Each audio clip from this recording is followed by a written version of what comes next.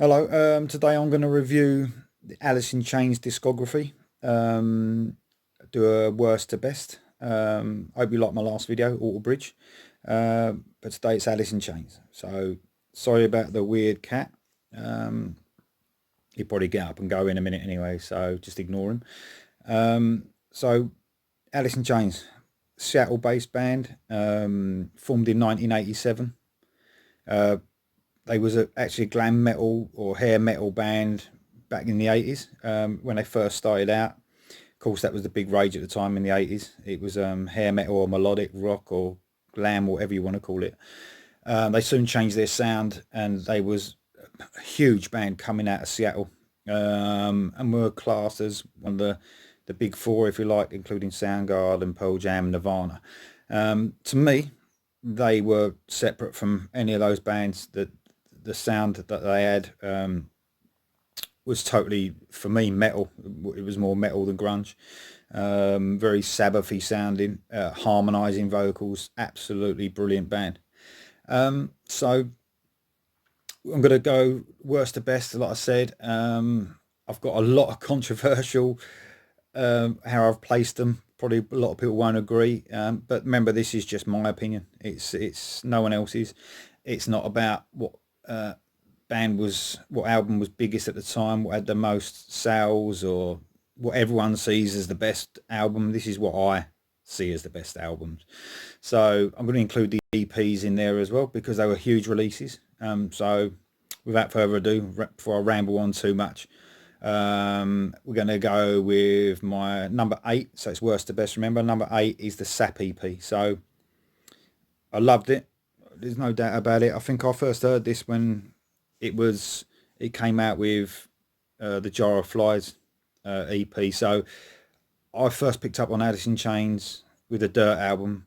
So when they released Jar of Flies, that's when I first heard Sap, and yeah, I thought it was brilliant. I'm not a huge fan of full acoustic albums or EPs even, but you can't deny the skill and the voice of Lane Staley on this is absolutely amazing.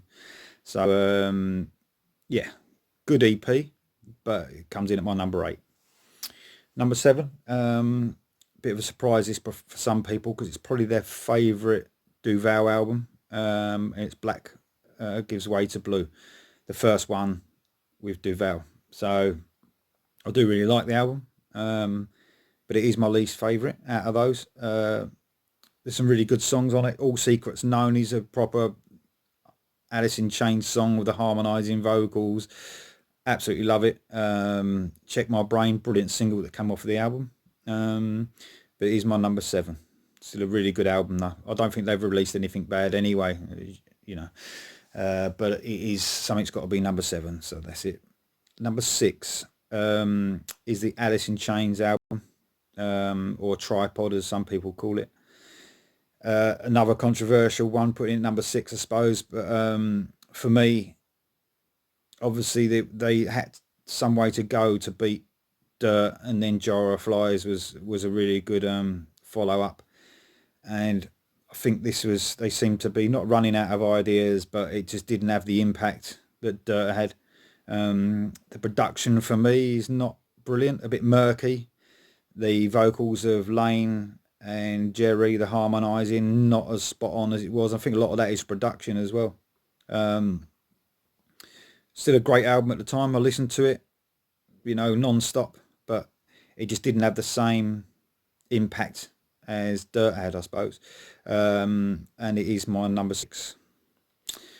Number 5, Jar of Flies. Now, this has got one of my favourite songs of Alice in Chains of all time, Nutshell.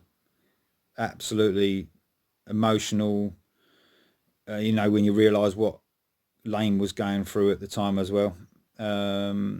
What a song. Absolutely brilliant. I think it's only a couple of minutes long, 2.5 minutes long, but and the solo at the end as well, absolutely outstanding. Brilliant vocal performance on there. I Stay Away was another good one off that. Loved it. And remember, it wasn't a full acoustic anyway. Even this and Sap had electric guitars in as well. It wasn't all acoustic, but mainly was. But yeah, absolutely loved the EP at the time. It's my number 5. Number 4, Facelift, another Layne Staley vocal. So brilliant. I only heard this once. Like I said earlier on, I got Dirt first. That's when I first heard Alice in Chains. I think Wood was the first song I heard. Then I went back and got Facelift. Some brilliant songs on here. The opener, yet again, they have some brilliant openers on albums. But We Die Young is absolutely rocking. Brilliant song. The vocal performance on Layne Staley on Love Hate Love, outstanding. Bleed the Freak, Confusion, albums packed full of really good songs. For me though, it was like, with it being their debut album, it was like with a lot of bands, they don't really know which way to go. Some of it sounded like they would be in the future. It sounded very doomy and sludgy. But then at other points it was very rock and roll, bluesy, and lots of different elements in there, which are fine. But I think they really found their feet later on, and the sound that they would go on to have for the rest of their albums. Number 5. Sorry, I just added number 4. This is number 3. Devil Put Dinosaurs Here. I love this album.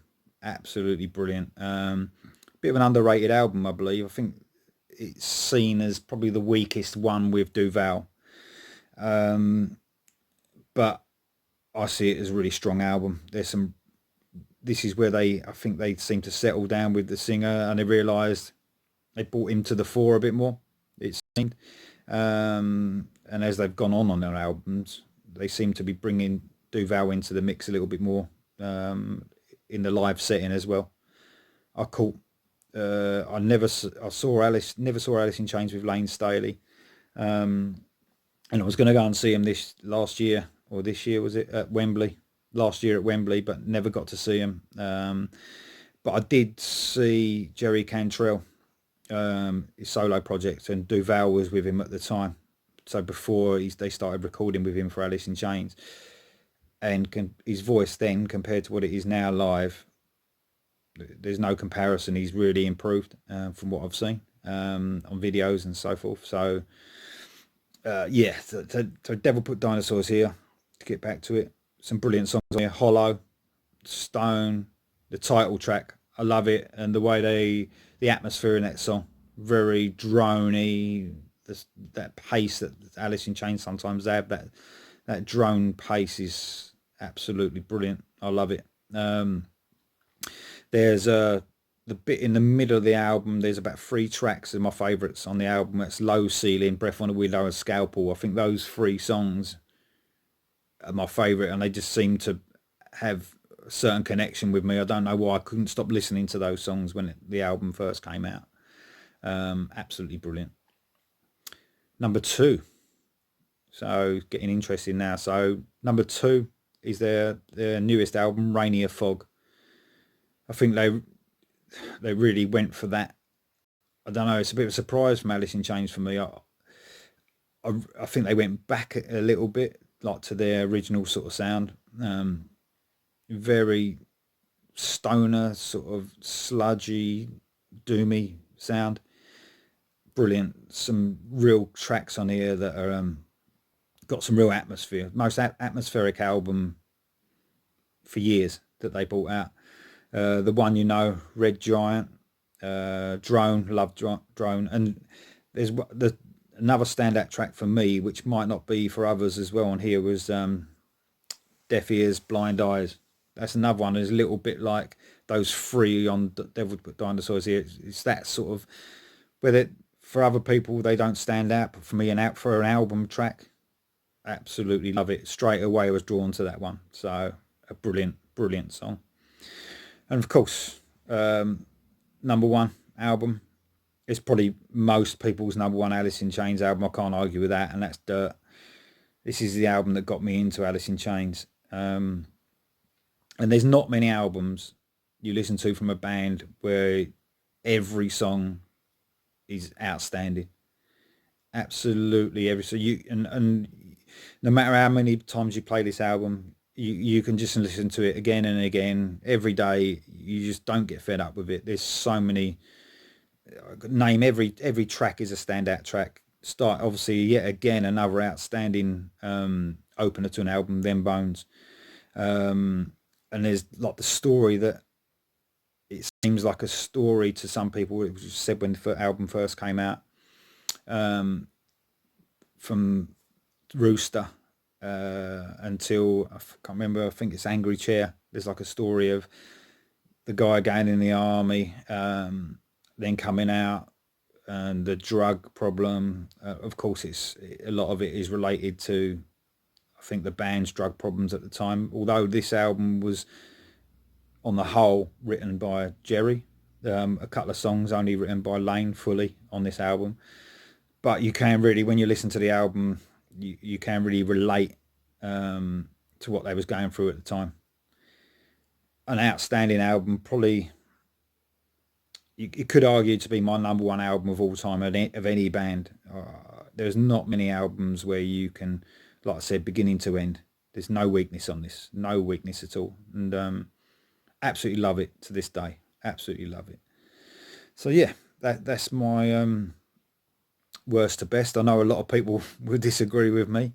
A lot of people won't give William DuVall a chance, and that's fine. It's everyone's opinion. A lot of people listen to him and can't stand the band without Layne.